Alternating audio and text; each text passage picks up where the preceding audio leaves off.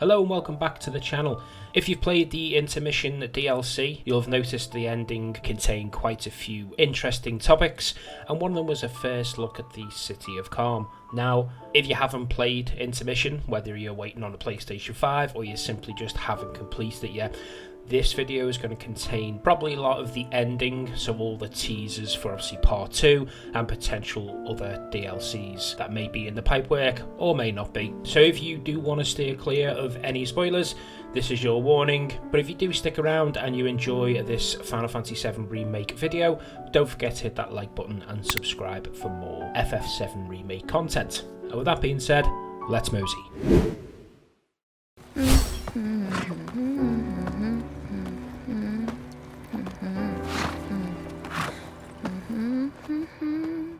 We're not going to really talk about much else in this video. There is too much to discuss in one video, so we'll break down the ending into little short videos. But one thing I want to talk about in today's video is the first look that we got of Kalm, and also briefly talk about the size of the Midgar wastelands. Now, after we've seen Yuffie riding a chocobo and her desire to find a new team, because she states, "I can't do this alone," it cuts away back to Cloud, Barrett, Aerith, Red 13 and Tifa leaving Midgar. Now, there is a funny little bit of a interaction when Barrett says it will take another day to walk to Kalm from Midgar. Kalm's still pretty far though, isn't it? Another full day, give or take.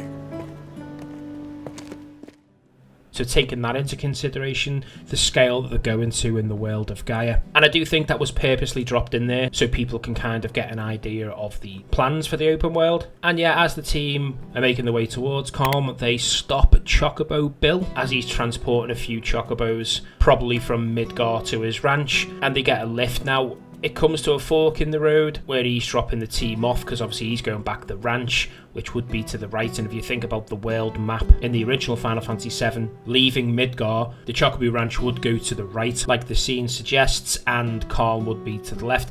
And the camera then pans to the city of Kalm, and you can see it in all its glory. Now, side note here, it does start to rain, and I don't know if this is purposely letting us know there will be some type of weather implementation, but that might just be simply down for the aesthetics of the scene. But Kalm, now the size of it, as you can see from the footage, it looks huge compared to the original Final Fantasy VII's interpretation. I understand obviously it was 25 years ago and they couldn't go into that much detail, but from obviously what we got told before, it'd take a day to get from Midgar to Kalm, and looking at the size of Kalm, I think they're going to go big with this game, and I really would love it if every area of Gaia was as explorable as Midgar, and I hope every town has a lot of side quests, a lot of mini games involved, so it can keep you in each area for long periods of time, whether it be for Condor, whether it be loads of side quests. I really do feel that with this game, they could create a universe that we could get lost in for decades to come. Now, I don't think they've got plans for that, and that is something that I want to make a video on because it is a really interesting topic, so I'll briefly just go over my thoughts on this.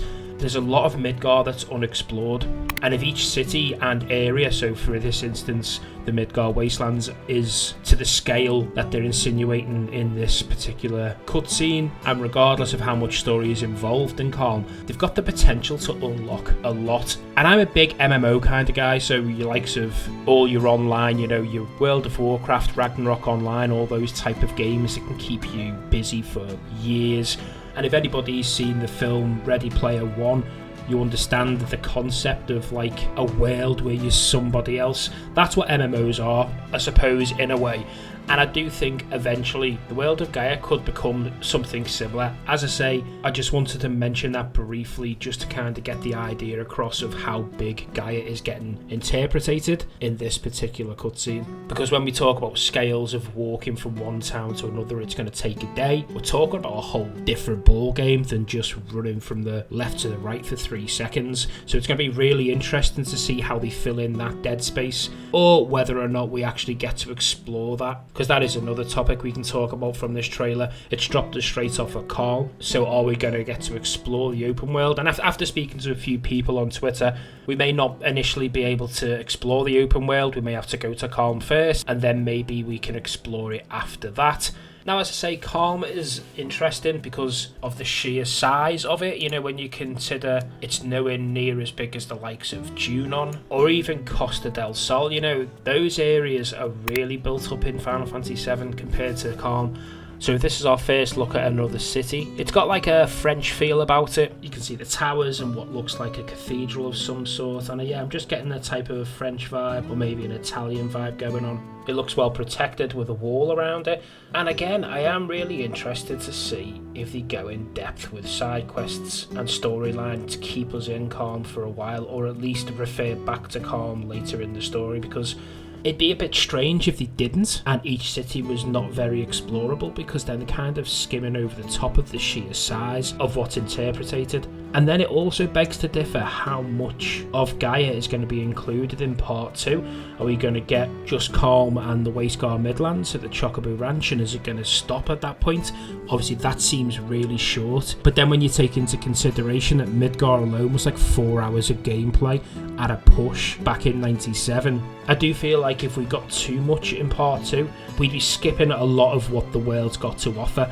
There isn't much to go off, but the fact that they've said it'll take a day to travel from Midgar to Kalm, the sheer size of Kalm there in the distance looks like it's going to be really explorable. If it wasn't explorable because they've got to cram too much into part 2, then would that be skipping too much out? Because from part 1, Midgar alone, they've created a full game out of it. Now, if they're going to go through every city really, really quick now for part 2, and it ends maybe when you get to Nibelheim or something like that, or maybe a little bit sooner, it's going to be too much content for one game. Now, I know we'd all like the full game, but we're not going to get it. And if I'm being honest, if they can create a full game out of Midgar alone, I really do think we're going to be looking at 5 parts at least, without getting the feeling that they're going to be rushing too much. Like, for me, I'd be happy if we got to Junon, or we crossed to the Costa del Sol, and that fight with Jennifer was the end boss for part 2, and then maybe the end credits, you see the team arriving at the Costa del Sol. I think you can get a full game, and obviously a lot of exploral open world up to that point, but beyond that I think they'd be rushing it a bit too much. Obviously there'd be a lot of people that will say, no, we want all the Final Fantasy VII content we can. I agree, but I just don't want to spoil something they've started. They've gave us a full game out of one city. I don't want to be just going into Kalm, seeing 2 shops, a couple of streets with 1 mission inside before we move on, getting to the Chocobo Ranch, literally just picking up a Chocobo and going straight across towards the Midgar Zolom. It just all being too quick. It seems like they've fleshed out the game enough. I don't want to see it now taking a step back and skimming over such an amazing story. I'm invested. I just hope that I can stay alive long enough to see it through. I'm not that old, but you never know, if this is a plan for the next decade or 2, then I just hope I'm here to see it all through. Anyway, as I say, let me know in the comments what you think in the sense of the size of Gaia and the size of obviously the content they've gave us with the first remake, and now what we kind of think we're getting in part 2. And let me know what you guys think, because it will be really interesting to see if you're thinking along the same lines as me, or if you just want to be able to get to the North Cave as quick as possible. I know I'm invested, and I will be interested to see what the community thinks. Anyway, I've gone on long enough, and I do appreciate you sticking with me for this long. So if you did enjoy this Final Fantasy VII Remake topic, please do hit that like button and subscribe for more Final Fantasy VII Remake videos like this. I do have a lot in the pipe work, so stick around for that. And with that being said, take care.